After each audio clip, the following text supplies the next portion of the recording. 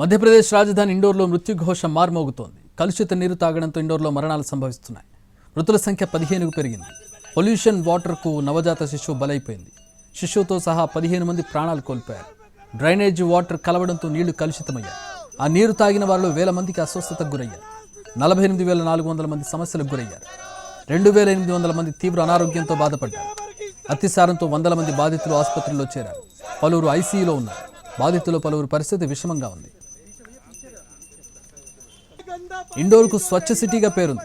1-2 సార్లు కాదు, వరుసగా 8 ఏళ్లుగా స్వచ్ఛ నగరంగా నిలిచింది ఇండోర్. అలాంటి సిటీలో తాగునీటి సరఫరా ఎంత ప్రమాదకర స్థాయిలో ఉందో యావత్ దేశానికి బహిర్గతమైంది. సిటీలోని పలు ప్రాంతాల్లో మంచినీటి నాళాల్లో డ్రైనేజ్ వాటర్ కలుస్తోంది. మరుగుదొడ్ల నీరు కూడా కలుస్తోంది. దీంతో డ్రింకింగ్ వాటర్ కాస్త పాయిజన్ వాటర్గా మారింది. మంచినీటి సరఫరా వ్యవస్థలో మురుగునీరు కలవడమే దీనికి అంతటి కారణమని ల్యాబ్ రిపోర్టుల్లో తేలింది. వారం క్రితమే నీరు కలుషితమైన ఇంతవరకు బాధ్యులను గుర్తించలేదు అధికారులు. దీంతో మోహన్ యాదవ్ ప్రభుత్వంపై తీవ్ర విమర్శలు వ్యక్తం చేస్తున్నారు.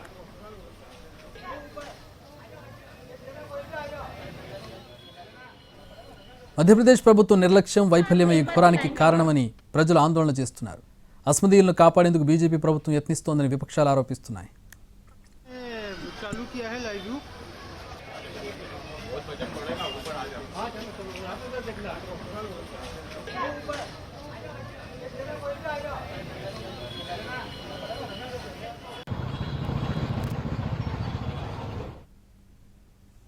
ఇండోర్లోని భగీరథ్పురాలో తాగునీటి కాలుష్యంపై గతంలోనే ఫిర్యాదులు వెల్లువెత్తాయి. భగీరథ్పురాలో ఆలయం వద్ద తాగునీటిలో డ్రైనేజ్ నీళ్లు కలుస్తున్నట్టు 2 నెలల క్రితమే ఒకరు లిఖితపూర్వకంగా ఫిర్యాదు చేశారు.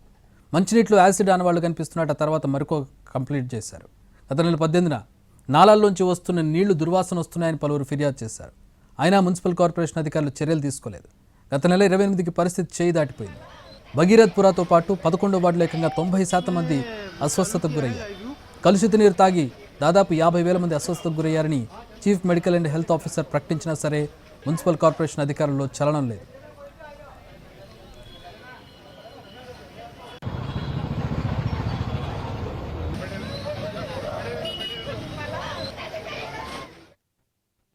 ఇండోర్లోని భగీరథ్పురాలో వాటర్ పైప్ లైన్లను మార్చాలని ఏడాది క్రితమే నిర్ణయం తీసుకున్నారు కార్పొరేషన్ అధికారులు. గత ఆగస్టులో టెండర్లు కూడా పిలిచారు. ఆ తర్వాత అతి లేదు. ఇప్పుడు సమస్య తలెత్తడంతో ఆగమేఘాలపై టెండర్లు ఆమోదించి పైప్ లైన్లను మారుస్తున్నారు. ఎట్టకేలకు కలుషిత నీటి ఘటనకు బాధ్యులను చేసి కేవలం 2 అధికారులను సస్పెండ్ చేసింది ప్రభుత్వం. ఒకరిని డిస్మిస్ చేసింది. విచారణకు సీనియర్ ఐఏఎస్ సారథ్యంలో 3 సభ్య కమిటీని నియమించింది.